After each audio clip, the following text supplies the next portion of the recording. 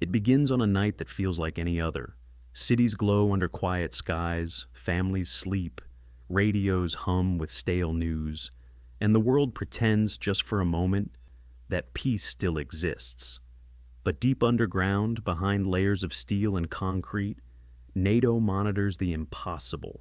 A small town in Eastern Europe goes dark.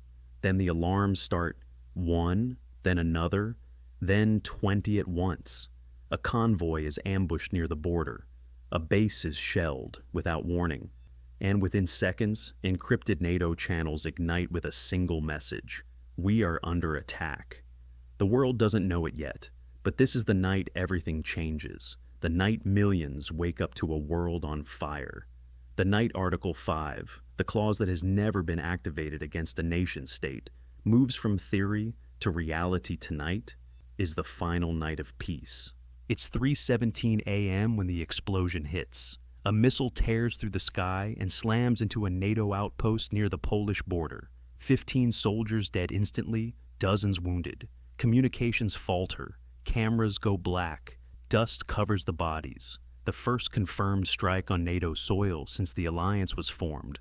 By 3:20 a.m., the emergency hotline linking Washington, London, Warsaw, Berlin, Paris, and Brussels begins ringing non-stop. But no one answers on the Russian side. Not a single voice, only static. Then a second strike, a third. Unmarked drones cross the border under the cover of darkness. Gunfire erupts in the fog. And at 3:29 a.m., the Polish president transmits the phrase every NATO leader has feared for decades. We invoke Article 5. The request is unanimous. There is no debate, there is no hesitation. There is only the cold knowledge that at this moment, the world has crossed a line it cannot retreat from. 4 a.m. In Brussels, the NATO Council gathers, faces pale, adrenaline thick in the air. Security officers lock the doors. Phones are seized. Every laptop is wiped clean. And in a sealed chamber beneath NATO HQ, the decision is made. An armed attack on one is an attack on all. Article 5 is officially activated. The world is now in a state of war. Sirens erupt across Europe. Fighter jets thunder into the sky from Norway, Germany, Poland, Italy, France, the UK. NATO cyber teams unleash countermeasures. American satellite assets reposition. Submarines rise closer to launch depth. Millions of civilians sleep through it, not knowing that while they dream, their continent is mobilizing for the largest military operation since 1945. In Washington, the president is briefed with a single sentence. If we do not respond immediately, NATO collapses. And collapse is not an option. As dawn breaks, the sky fills with shadows. Stealth bombers, tankers, surveillance drones blinking silently above the clouds. NATO issues a last warning. Withdraw from Polish territory immediately. There is no response. At 6:12 a.m., the first wave of retaliatory strikes begins. American F-35s hit missile launch sites. British Typhoons eliminate drone swarms. French Rafales destroy artillery positions. Polish and Baltic forces push toward contested zones. On social media, shaky phone footage floods the internet. Flashes on the horizon, smoke rising from forests, jets streaking overhead. People ask, is this real? Is this the start of WW3? Should we leave the city? Governments urge calm. Television anchors stutter through breaking updates. But behind the scenes, emergency shelters are prepared, and metro tunnels quietly begin conversion for civilian protection. Everyone hopes this ends quickly, but the truth is becoming clear. This is only the beginning. At 9:03 a.m., the lights go out. Banks stall, airports freeze, traffic lights blink into darkness, military communications jitter and flicker. A massive cyber attack slams into European infrastructure. One designed not to destroy, but to paralyze. Hospitals lose access to records. Train systems halt. ATMs stop working. Millions of phones go dark. Rumors explode across the internet. Foreign troops are crossing the border. Fighter jets are heading toward Berlin. Missiles are coming. Most are false, some are true, and no one can tell the difference anymore. In the basement of a NATO bunker, cyber specialists work with trembling hands, sweating under red emergency lights. Every second counts. Every minute could be the difference between restoring power or watching cities collapse into chaos. By noon, it becomes clear. The cyber war may be more devastating than the bombs. It is 3 p.m. when the first ground clashes erupt. Mechanized units engage along a 60-kilometer stretch of forest and farmland. Tanks fire through the smoke drones circle overhead, dropping precision munitions on moving targets. Infantry scramble between burning farmhouses and shattered roads. The air fills with dust. The earth shakes, and civilians, trapped between fire lines, begin evacuating in panic. Highways jam instantly. Fuel shortages start. Supermarkets fill with frantic crowds.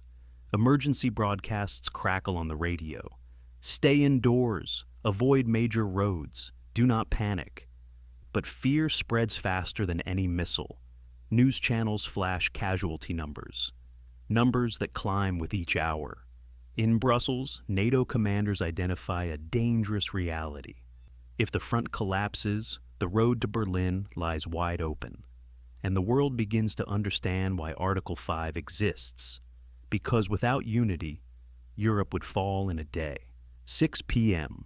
The sun sets under a sky stained with smoke and distant fire. Families gather around radios. Schools close early. Businesses pull down their shutters, and Europe prepares for a long, dangerous night.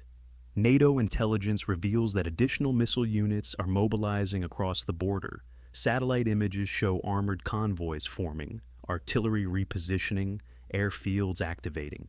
This is no border incident. This is preparation for a full-scale offensive. The NATO Secretary General issues a grave statement. We are now facing the most serious threat to European security in modern history. The world holds its breath. In London, the Prime Minister authorizes the deployment of naval strike groups.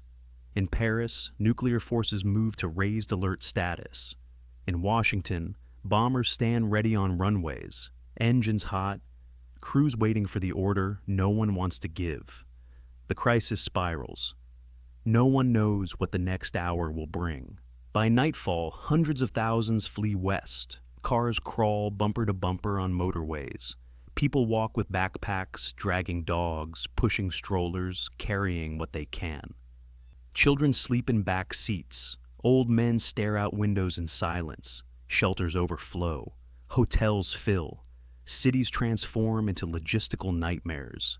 European governments activate emergency protocols unseen in decades. Triage centers open. Volunteer networks mobilize. Schools and stadiums convert into refugee housing. Fear spreads across the continent. Everyone asks the same question. How far will this go? At midnight. Exactly 24 hours since the first strike. The world now understands. This is not a limited conflict. This is not a mistake. This is a war. Air raid sirens echo through Eastern Europe. Jet engines roar above cities. Explosions rumble faintly across the horizon. And in a dimly lit bunker, NATO commanders confront a terrifying assessment. If we do not push them back by sunrise, they will control the entire forward line. The decision is made. At 1:10 a.m., NATO launches Operation Iron Shield, a coordinated barrage of air, drone, and artillery strikes designed to stop the advancing force cold. The night sky becomes a theater of fire. And as the world watches, two questions echo across every news broadcast. How does this end? And who escalates next?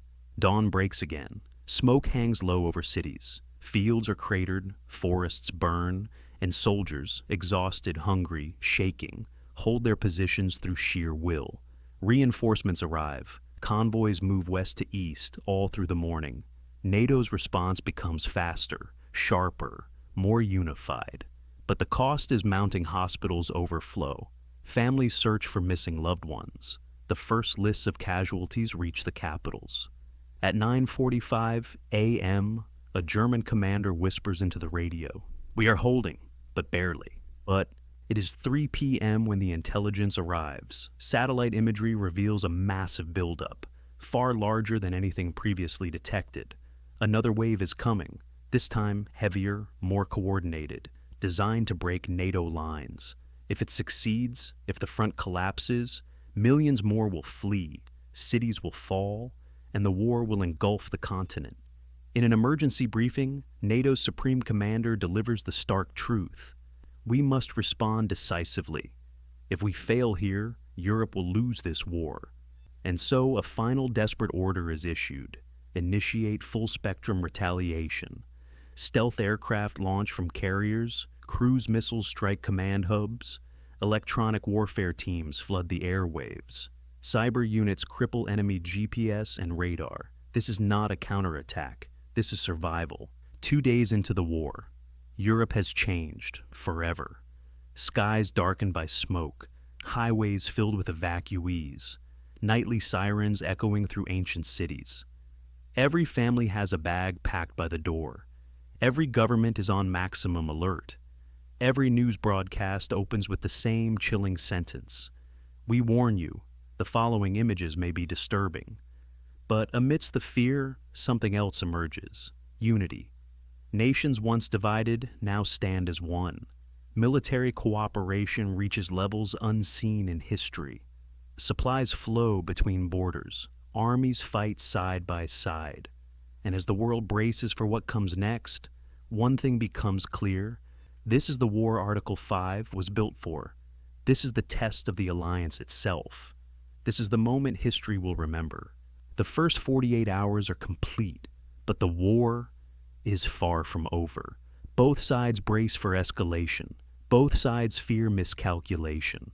And both sides know that one wrong move, one misunderstood missile launch, one misread radar return could ignite something far worse.